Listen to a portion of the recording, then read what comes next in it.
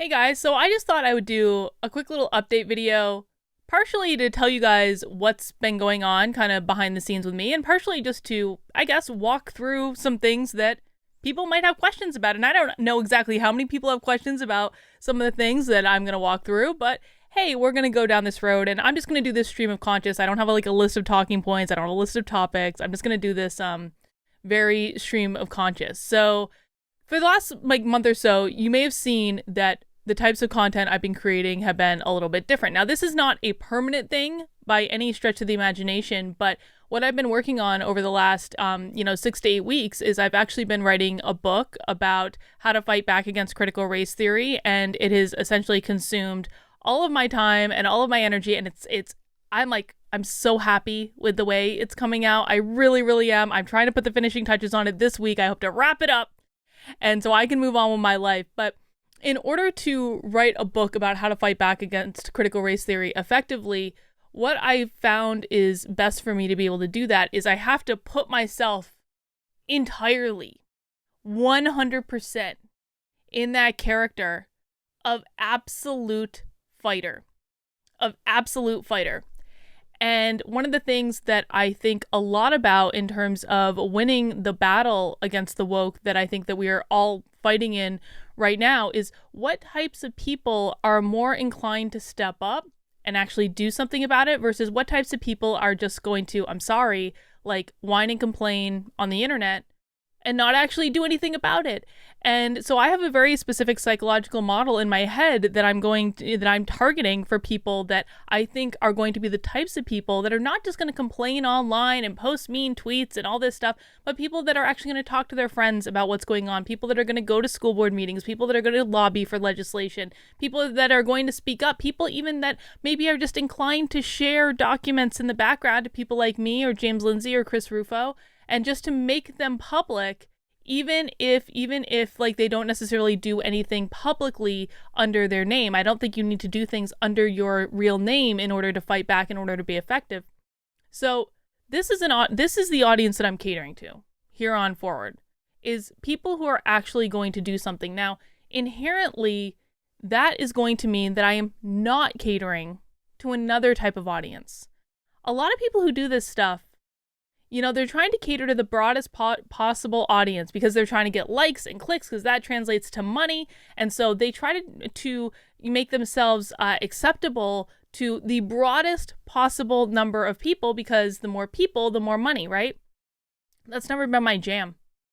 And I think that this goes back to when I was coaching professionally, and I still do coach professionally, but like when I was, I guess, let me rephrase, when I was starting my coaching practice, back in the day, I went to all these like workshops about how to start a coaching practice and got all this advice from experienced professional coaches. And the thing that kept coming up over and over and over again was you want someone to either be a hell yes or a hell no. And either of those things are just as good. You want someone to either love you, love the idea of working with you, or you want them to hate you, to run as fast as they possibly can in the other direction. And both of those things are equally good. Because when you're a professional coach, if you try to appeal to the broadest possible audience, it's simply not going to work. You're going to have a lot, and I made this mistake of not believing it when I first started coaching, but what's going to happen when you try to appeal to the broadest possible audiences is you're going to get clients. You will get clients. But half of those clients are going to be clients that you do not want to work with, clients that you really can't help, clients that are going to fight you every step of the way, that it's not going to be a good personality fit, that they aren't going to do the things you recommend they do, and then you feel like you're wasting your time. So it comes with all sorts of drawbacks that you can really only understand once you're in it, and once you understand how much of your time and your energy it sucks away to have to deal with people who are simply not your audience. And so the way I'm approaching this book, the way I'm going to be approaching my content moving forward, the way I approach my locals community, which you should all join, by the way, kb.locals.com, so much better than every other social media. The way I approach all these things is I want people to either be a hell yes or a hell no. I don't care if people hate me. People can hate me. That's fine. I prefer those people that hated me didn't get in my fucking way and stop distracting from the work I'm trying to do. But hey, like, I guess that's just the way it goes. Most of the time when I'm talking about people who hate me, I'm just talking about people who, oh, I just won't subscribe to her channel or I won't follow her Twitter account now. Unfortunately, I've had some unforeseen consequences in terms of kicking the hornet's nest of actual evil, vile people who are now trying to make content against me and, like, you know, make me look like an idiot and all this stuff. But whatever. I can't control them. I can only control myself. And what I know is that I never started this to be a media personality. I never started this to be on all the big shows. I started this because I wanted to be able to contribute and to help people. And that's always been what my motivation for doing things, even before any of you knew who I was. So that's what I've been working on. I've been writing on this book where I really had to get into like warrior mode character. And so if you see me being like really like meh, like it's mostly because I'm having to embody this character in order to write the book that I think is going to be the most effective book at helping the most people to find it within themselves to fight back. And if I've pissed people off in the meantime, I had to say that they probably weren't my audience to begin with. They just weren't. So that's one thing that I've been working on, and I really do hope to wrap this up this week. The other thing is I've been traveling like a fair bit. I was actually out of pocket all last week. You notice I didn't post any content last week, and some people were saying, "Oh, she's scared. She's scared." No, dude. I was in Los Angeles all last week for like some super secret events that I can't really talk about. For stuff that's going on that I think you guys are going to be really, really excited about. I just can't talk about it just yet because it's not supposed to be public. But I really do think that you guys are going to be very, very, very excited in probably a couple of months about what I've been working on there. You know, and the other thing I just want to talk about is, listen, the last several weeks have been so crazy. They've been never in my life did I think I would kick the hornet's nest of like actual white identitarians. I gotta tell you what. But you know that happened, and it pissed a lot of people off, and a lot of people came out of the woodworks and were all of a sudden like, Carlin is a grifter, and they writing all these smear pieces about me, and it's so crazy. But you know what? Here's the thing is, you know, it kind of reaches a point, and it like, listen, guys, it is not fun to be smeared on the internet. Like, let's just be honest. It is not something I ever thought I would have to deal with in my life. Like, I try to live as a pretty reasonable person, that I try to give everyone the benefit of the doubt and to have an open mind when I'm approaching people. And, you know, I like to be attacked over some of the things that I've been attacked by in the last, you know, several weeks. It's been absurd. So here's some of the things that I've been attacked by in the last several weeks. The big one is, of course, that I said that CRT isn't anti-white, which it's not. CRT is racist. Critical race theory is racist. And literally the only people who are pushing this CRT is anti-white language are either people who support critical race theory because it helps them to achieve their end goals, or the people who are making a metric boat ton of money opposing critical race theory. And so if you're making a metric boat ton of money opposing critical race theory, do you really want to get rid of critical race theory, or do you just want to have it as a talking point that you can use to make money off of? These are the only two categories of people who are using the anti-white language. So you can call CRT anti-white all you want, but if you do, what you're going to indicate to me is that you want CRT to win. Like, I don't want it to win. I don't want it to win.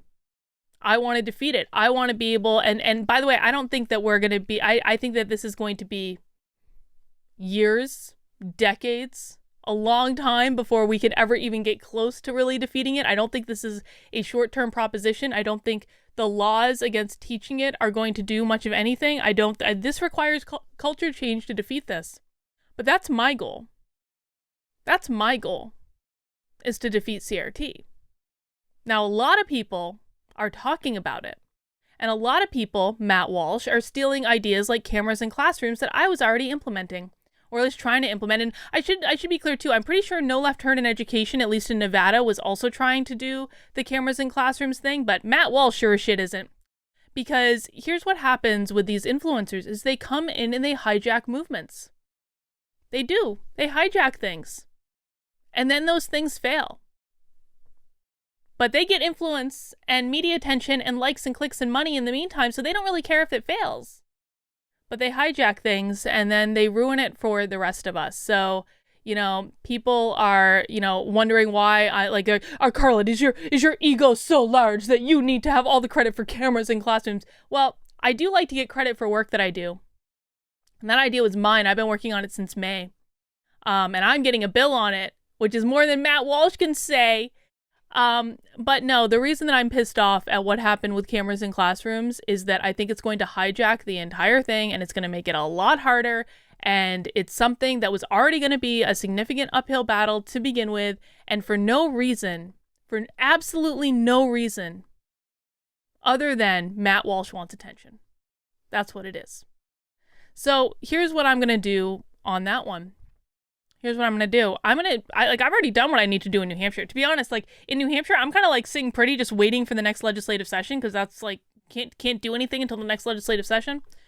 But in the meantime, I'm just going to sit back and watch what dear leader Matt Walsh is going to do with the cameras in classrooms movement that he completely hijacked. And we'll see. We'll see. And I want you to pay very close attention to who's actually taking action and who is just talking. I never got in this game to be a conservative talking head. I don't even know why people think I'm a conservative. I've been very clear from the beginning that I was never a conservative. I was always a liberal, and by liberal I mean liberty, because that's what liberal means. Liberal means liberty. And I was always a liberal, and I never stopped being a liberal, and I refuse to modify it with the term classical liberal either. But a lot of people seem convinced that I was trying to be a conservative talking head or whatever. I was embraced by the conservative movement. I never cared about that. That was never the goal. I mean, conservatives can do whatever they like. Most conservatives I have absolutely zero problem with. Blue check conservative influencers I have no goddamn use for. But most conservatives I've no beef with. I agree with you on some stuff. But the reality is that I was always a liberal. And I always had values that were completely contradictory to being in the GOP or being a Republican or being on the right. I'm pro-choice, dude. I'm pro-choice. It is what it is. That has not changed. I can't even freaking talk about that publicly because I get called the baby killer every time I talk about it publicly. But that's the reality. I'm pro-choice. I am pro-legalizing drugs. I think the drug war is stupid. And I think that what people put in their body is their own damn business. I'm not a Christian, and I do not support the Bible being taught in schools. I don't support any religion being taught in schools. I think that religion and spiritual beliefs are a deeply personal thing that people should come to on their own. And that if parents want to raise their kids in the church, they bring them to church and they read the Bible in their homes. I am not in favor of putting God back into the schools or any of these other ideas that are being floated around. This was just never me. And so it's so bizarre to me to see all these people coming out and say, Carlin, you were never a conservative. Well, no shit, Sherlock. No shit. Never a conservative. So, I don't know. This channel, this is going to be kind of a little general update video, and then I have to go have a meeting with Joshua, and then I will come back and do a newsy video later today, or maybe even a live stream later today. I haven't quite decided which it's going to be yet. But here's the thing with this channel is I always viewed this channel as a documentation of my journey, first and foremost. And I'll talk about things I like, and I'll talk about news I find interesting, and you might find interesting too, and I'll talk about issues that I care about, and I will talk about things that are interesting to me, and I want to start doing a lot more live streams just because I'm really enjoying the live streams. And a lot of the content that you've seen in the last month or so has just been about I needed to break things up.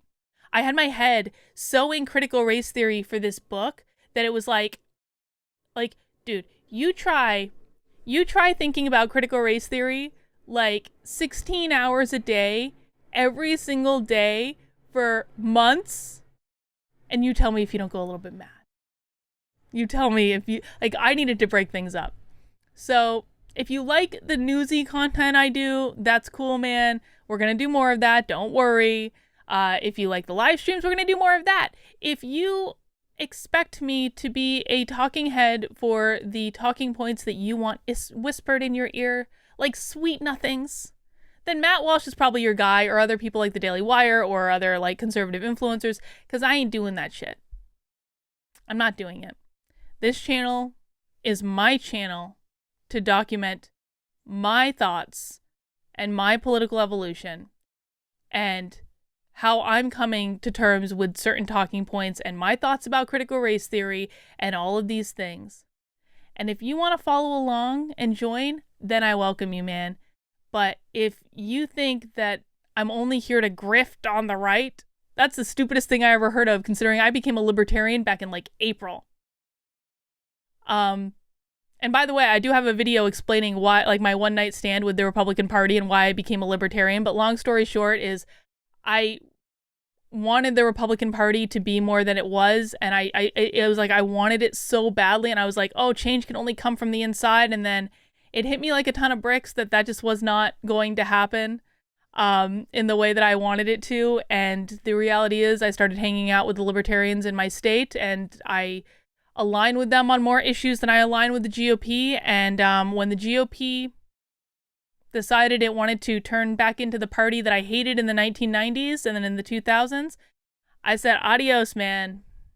Didn't sign up for this. And I joined the Libertarians because my vote within the Libertarian Party actually does make a difference.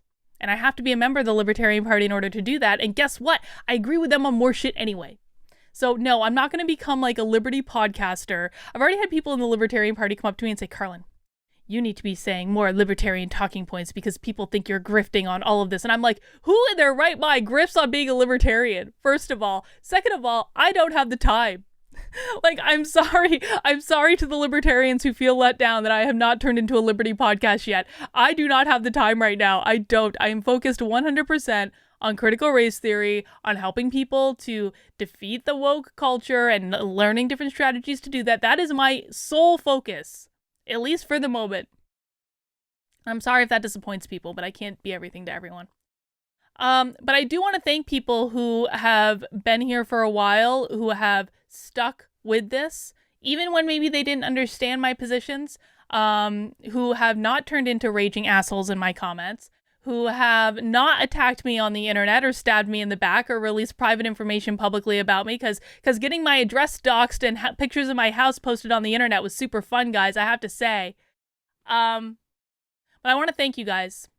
And I promise that moving forward, I'm going to try to put much more energy into the people that like what I'm saying than that are just here to be raging idiots on the internet.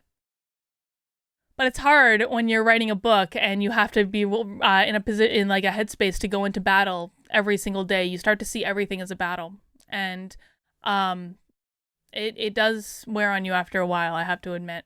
But I'm going to do my best. I'm going to make content that I enjoy making. I'm going to make content that I have fun making. I've so many fun ideas planned for this channel and for Actively Unwoke. I've got like a whole list of stuff that I just haven't been able to implement yet just because I've been so busy with other things. But when the book is done, God willing this week, I think it will be done this week. God willing this week, I will be back in the saddle and we can move on, guys. Let's keep going.